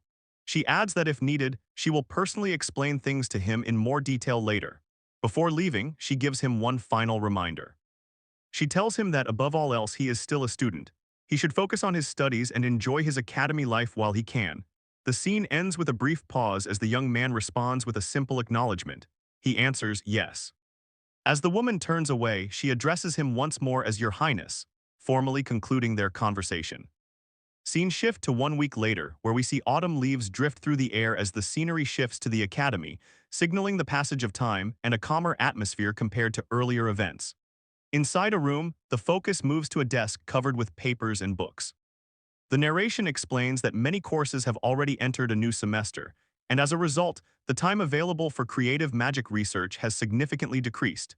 Despite this, the young man continues working diligently. His hand moves steadily as he draws and copies complex magic formations onto paper. He is shown deeply focused. Using his understanding of structure and logic, he analyzes magic arrays with precision. The narration explains that he is copying and practicing different magic arrays to fully master them. His goal is not just memorization, but understanding the core data behind each array so he can reproduce them efficiently. As he works, numerical values appear in his thoughts. He mutters details such as diameter, number of texture lines, and array size. These measurements are not random. They are essential components that determine how effective a magic array will be. His concentration is intense to the point that he begins muttering numbers unconsciously. Suddenly, someone interrupts him. A maid standing nearby points out that he has been muttering to himself for quite some time. Startled, he quickly denies it, insisting that it is nothing. The maid, however, is not fully convinced and changes the topic. She mentions the food. She asks what kind of strange dishes might appear today, clearly referencing his unusual habits and experiments. The scene then cuts to the meal itself. The dishes laid out on the table look completely normal. Seeing this, he quietly remarks that the food appears ordinary. The maid immediately relaxes. She explains that Miss Daisy had specifically instructed that there should be no strange or experimental enchantments added to the food anymore. Apparently, there had been concern because he had been pushing himself too hard recently. The maid continues speaking. She explains that during the previous week, he had overworked himself so much that he ended up exhausted and pale. Because of that, everyone around him became worried about his condition. She directly scolds him. She asks what he was thinking, pointing out that he was clearly doing excessive things last week. Her tone is firm but caring, showing that her concern is genuine rather than disciplinary. She then adds something important. If he needs anything at all, she tells him not to hesitate to ask. However, he immediately refuses her offer, stating that he does not need anything. The maid responds calmly. She explains that this week is expected to be relatively quiet for him. Fewer visitors will be coming and things should remain peaceful. This should give him time to rest and recover. Still, she does not completely drop the matter. She continues observing him carefully and asks whether he has truly been studying magic properly all this time. Her question suggests curiosity rather than suspicion. He answers honestly. Yes, he has been studying magic. The maid seems slightly surprised. She admits that she herself has been practicing magic in her spare time. As she speaks, data-like indicators appear on the screen, displaying her body temperature and magic power level. The readings show that her magic power is close to level 3 ***, indicating she is far stronger than an ordinary servant. She casually explains her background. She mentions that before serving him, she had already gained some formal magic education. During the 1 year she has been here, she has continued studying advanced magic whenever she had spare time. The narration highlights an important detail. Despite her appearance as a maid, she possesses considerable magical ability. The conversation then shifts in tone. She explains that intelligence gathering is important, especially for someone in his position. Even though he is still young, understanding the people around him is necessary. She specifically emphasizes one group. She points out that collecting information about the female students around him is especially important. When he reacts with confusion, she clarifies that this instruction did not come from her personally. It came from higher authority. She then mentions a notable topic circulating within the academy. There is a student who has already become something of a celebrity, a newcomer who enrolled recently and immediately gained attention. This student is considered a legendary mage in the making. She explains why. The reason is that this student transferred from another place and showed outstanding talent right from the start. His background and abilities have made him a hot topic among both students and staff. She admits something honestly. She has not met this person herself yet, but she is genuinely curious. She asks whether the young man has any way to help her learn more about him. He does not answer immediately. Instead, there is a brief pause. Then she reaches forward and places a single gold coin in her open palm. She calmly states that this is payment for gathering intelligence. Her expression changes subtly. She explains that this is the code used among secret agents, revealing that her role is far more complex than that of a normal maid. The scene shifts once again, signaling the passage of time. A large clock tower appears against the evening sky. The hands move steadily, making it clear that it has grown quite late. As the light fades, long shadows stretch across the academy, giving the surroundings a heavier atmosphere. A quiet realization follows. The maid realizes how much time has passed and shows a brief reaction of concern, understanding that she had lost track of time while being occupied earlier. The narration then transitions to the streets outside the academy. The sky has darkened further, and the remaining glow of sunset slowly disappears. The maid walks through the academy grounds, heading back as night settles in. As she moves forward, an unexpected interruption occurs. She suddenly bumps into someone. The impact is light but noticeable. She immediately apologizes, making it clear that the collision was unintentional. Before the situation can end there, a sharp voice cuts in. Stevenson steps forward and firmly tells her to wait. He said, "Are you Miss Erin my chance?" and Erin asked how did he know her. Richard replied with smirk that not only he knows her, but he also knows that she is Richard's slave. Then scene shift to a wide view of the academy at sunset. The sky is painted in deep orange and red hues as the sun sinks lower and leaves drift slowly through the air. The atmosphere feels quiet but tense as evening fully settles over the academy. The focus shifts downward. The maid is shown moving quickly, her footsteps echoing lightly as she walks. Her pace is hurried, suggesting urgency rather than a calm stroll. From a distance, a figure is visible. She catches sight of someone ahead and immediately recognizes him. Her expression tightens as she realizes who it is. Internally, she acknowledges him simply as that guy, making it clear that she is wary of his presence. The scene cuts to her point of view. She watches him from the shadows, partially hidden, carefully observing his movements. It becomes clear that she does not want to be noticed by him. Her tension increases. She realizes that this person actually knows her background. This revelation unsettles her and her expression shows clear discomfort. The situation is no longer simple avoidance, it has become a serious problem. She quickly evaluates her options. Looking around, she realizes that her way back is blocked by him. Passing by normally would mean confronting someone who knows too much about her past. A decision is made. She clenches her hand and decides that the only option left is to use a teleportation array. Even though it will cost her the gold coin she was given earlier, she considers it a necessary expense. The gold coin is shown clearly in her hand. As she looks at it, she hesitates for a brief moment. Her thoughts reveal her inner conflict. The person who knows her background is not someone easy to deal with, and escaping him will not be simple. Her tension reaches its peak. Just as she prepares to activate the teleportation, a voice suddenly calls out to her. She freezes. The voice clearly addresses her by name, Miss Aaron. Her eyes widen in shock as she realizes she has already been noticed. In the next instant, a teleportation array activates. A bright blue light erupts, forming a magical field around her. The air distorts as the teleportation begins, and the space around her glows intensely. The voice continues calmly. The speaker remarks that she went as far as using teleportation just to avoid him. His tone is composed, but there is an underlying pressure in his words. The final panel reveals him clearly. Stevenson stands within the fading light, looking directly at her. He speaks without emotion, stating that he did not expect her to be willing to pay such a high price just to escape. Then he delivers the final blow. He addresses her status directly, reminding her that she is someone who was bought and sold by the family as a slave.